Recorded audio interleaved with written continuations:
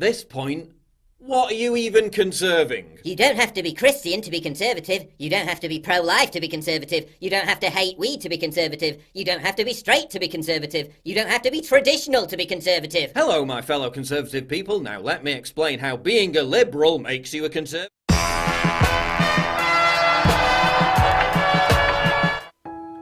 Let's discuss temperance and how we can exercise this virtue in an era where gluttony is celebrated.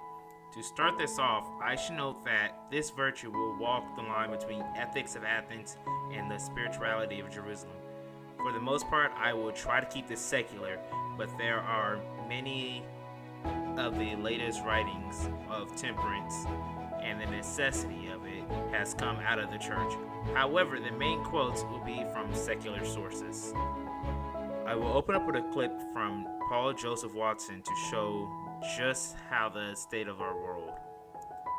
Keep in mind that this is from the right side of the political spectrum, the side of the spectrum that promotes virtue as a fundamental building block for humans. I am not saying freedom is wrong. In fact, I'm saying the opposite. Freedom is mandatory. What is being said is that freedom cannot be divorced from the responsibility, as that would leave you as a slave to hedonistic desires, living life chasing one high from another. Ever wonder how and why depression has skyrocketed in our times? While temperance is not going to completely solve the problem, it will soften up the blow and help stop it from onsetting. But if you are depressed, go talk to a psychologist, get that sorted out. Alright, now, as always, let's start with the dictionary definition. From Merriam-Webster, temperance is the moderation of action, thought, or feeling. The definition also delves into the virtue aspect that we'll be going on into, and that would be habitual moderation in the indulgence of appetites or passions. To expand, I'm going to quote from Aristotle's Nicomachean Ethics.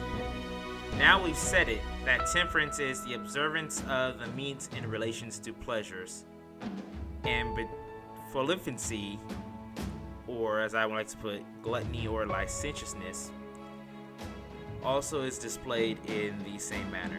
Sorry, I mispronounced that word. It's not a word that I use often because it's just hard to say. Between the dictionary and Aristotle, we can see that temperance is on a binary between exercising virtue, and it cannot be divorced from the vice of licentiousness. Licentiousness and gluttony has been sold to us by the force of evil through the use of ease and instant gratification. We see this as an excuse to justify abortion. In fact, it is considered hate speech to say that maybe you should not have spicy time with someone you cannot see yourself having a child with, or in essence, be licentious with the most intimate act you and your loved one can do. It is liberation to not deal with the consequences of spicy time. Another bodily aspect of gluttony is, well, the image of a glutton, the fat acceptance movement. It is interesting how this has been rebranded as the body positivity movement, because deep down underneath all that fat, the supporters of the movement know that the blubber is robbing them of their breathing years.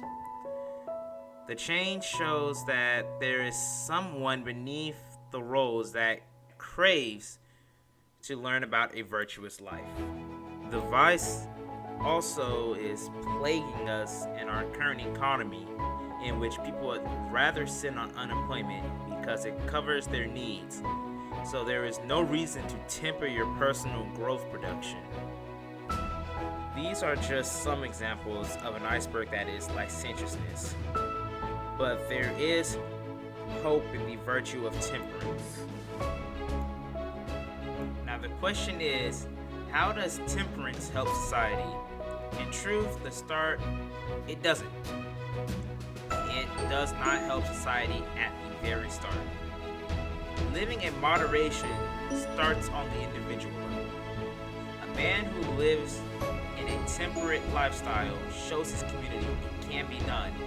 And from the community goes up to the county, and then from the county goes up to his state. from his state to his country, and then finally it starts to change the world. So this is a video more of a call to live in a temperate life for your own soul. As a man who lives in temperance can start to add other virtues in his life.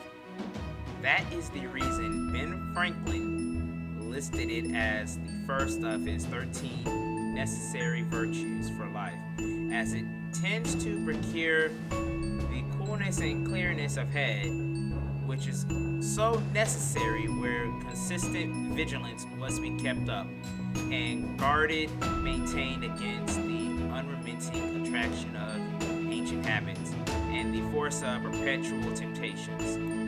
His advice for the nation worked in the past and helped create the grand American experiment that we are all so fond of. So, it can be done. Little about me and temperance, it's not my strongest virtue, but I have the humility to recognize that since I know what temperance is to me, I can consciously work on it.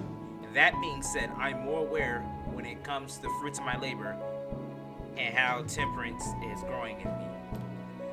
There isn't much more I can say on the topic other than stop pondering what a temperate man is and be one, to borrow a quote from Marcus Aurelius.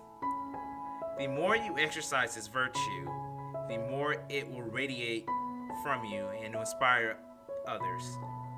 I hope this does cause a reflection in you. Anyway, Solomon over and out. Hello there. This is Solomon Knight, and I take it you made it to the end of the video. I graciously want to say thank you for your time. If you like the content, please like, share, and subscribe. I also have several social media accounts that you can follow me on, and there's even some alt tech exclusives. Link in the descriptions below. See you there.